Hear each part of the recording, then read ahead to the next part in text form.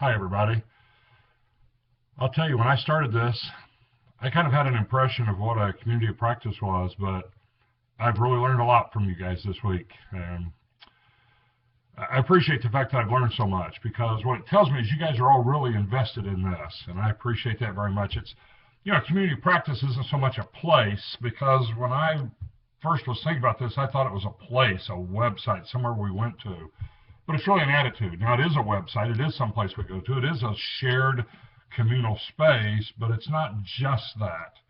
It's very much more than that. And I appreciate the fact that I've learned a lot of that from you guys during the course of this week, the readings and the discussions. Soren, you talked about rules the other night in our session, and I really appreciate the fact that you brought those things out. And Charlie, tonight, I watched the video from the Thursday session, and I'll tell you, I loved your discussion of disuse, misuse, and abuse. You're absolutely right. We do need to make sure that it's there to serve the needs of our faculty and our students, and that it needs to add value to their learning experience. If it's just another assignment, if it's just something else for them to check mark off on the box, then we're not adding value, and you're right. So I want to remain very cognizant of that as we move forward. I'll tell you, I have really appreciated what I guess was the forerunner to 520, the half-day session that we all spent together talking, and then the afternoon, kind of the presentations around that. The 521, the 522, and then looking at reviewing for the 523, I think we've put together a great program of seminars for our doctoral faculty. And I'm proud to be part of that. I'm proud to have been a participant in these first three, and I'm proud to serve as facilitator for the fourth one. Looking forward to all of us working on the dissertation. I noticed that, Charlie, at the end of the session, you said most important part of the DBA. And that's really, it's true.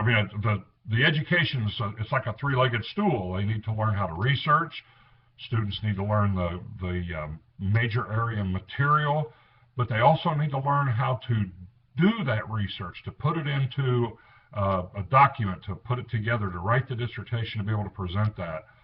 So I think you're absolutely right. It's something we need to make sure we get right, and we don't want it to be the horror stories from everything we've done.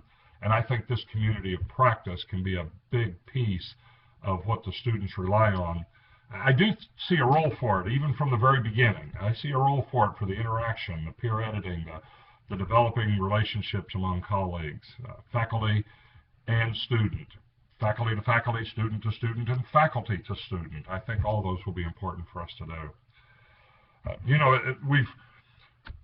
We've worked on this. We've taken this trip together, and I'm really excited for the things that we've done, and not just for, like with Tim and Charlie and Deborah. You all were part of the task force when we started putting together the DBA, the very first efforts that we put forth in the doctoral studies, and we talked there about how this needed to be very student-focused, student-centric, and I hear all of you still saying those very same things. I'm encouraged by that.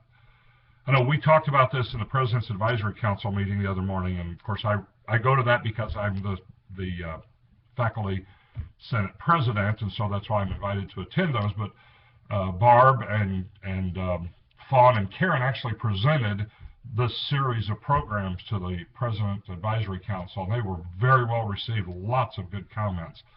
I'll tell you, I sense the excitement among that. Pam Shea talked about it, Christopher talked about it, Dr. Decker talked about it. There's a real sense of excitement across the university for these programs, and that's why we need to make sure we're looking at all these parts and we're getting everything right as we go forward.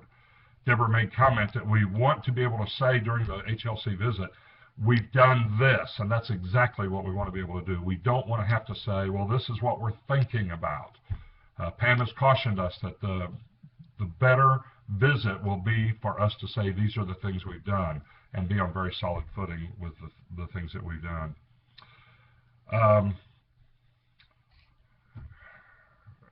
I guess a lot of it for me kind of boils down to how will we make use of this space and this opportunity and the fact that people can actually interact with one another.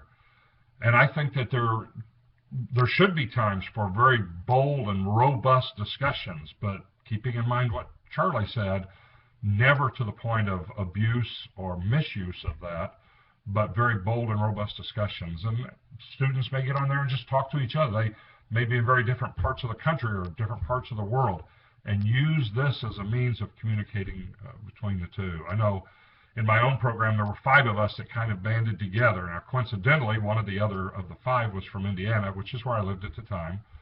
One was from Colorado, one was from Ohio, and one was from Georgia. And it made it very good for us to be with each other, to support one another.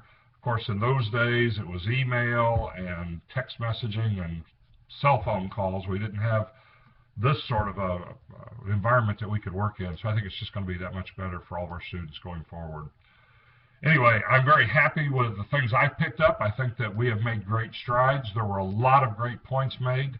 Deborah's talked about going ahead and getting something put together, a physical space to put together so that we can address this. I know she talked today about the knitting, which they're using in COPA, something, again, I'm not familiar with. I would need to learn that as well. But I'm excited at the possibilities. I'm excited that we are all excited to do that. No need for me to just ramble on and on. Let me just tell you, I've been proud to take this journey with you, and you have helped me a lot in forming my views and my opinions of what doctoral education should be. So thanks to each and every one of you for input into my personal growth.